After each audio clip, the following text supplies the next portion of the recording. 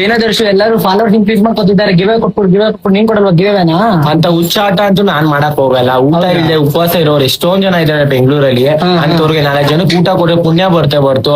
Followers first ಹೇಳ್ಬೇಕು.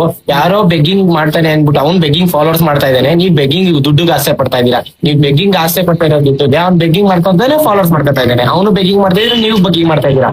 ಅದಕ್ಕೆ ಹೇಳೋದು ಫಸ್ಟ್ ಯಾರಿಗೆ ಸಪೋರ್ಟ್ ಮಾಡ್ಬೇಕು ಅಂದ್ರೆ 4 ಜನಕ್ಕೆ ಊಟ ಆಗ್ತಾನೆ ಗೊತ್ತಾ ಅಂತ ಐಡಿಗಳು ಸಪೋರ್ಟ್ ಮಾಡಿ. ನಾನಂತೂ ಮಾಡಲ್ಲಪ್ಪ, ಯಾವ್ದೇ ತರ ಅಡಿಗೆ ಮಾಡಲ್ಲ, ಯಾವ್ದೇ ತರ ಮಾಡಲ್ಲ. ಊಟ ಹಾಕೋದ್ ನಾನು ಇನ್ ಮುಂದೆ ಮಾಡ್ತೀನಿ ಅಂತ ಸಪೋರ್ಟ್ ಮಾಡ್ತೀನಿ. ನಿನಗೂ ಹೇಳೋದು ಒಂದು, ನೀನ್ 2,000 ರೂಪಾಯಿ ಕೊಟ್ಟ ಅದೇ 2,000 ರೂಪಾಯಿಗೆ 10 ಜನ 20 ಜನ ಹೊಟ್ಟೆ ತುಂಬಾ ಊಟ ಮಾಡ್ಬೋದು.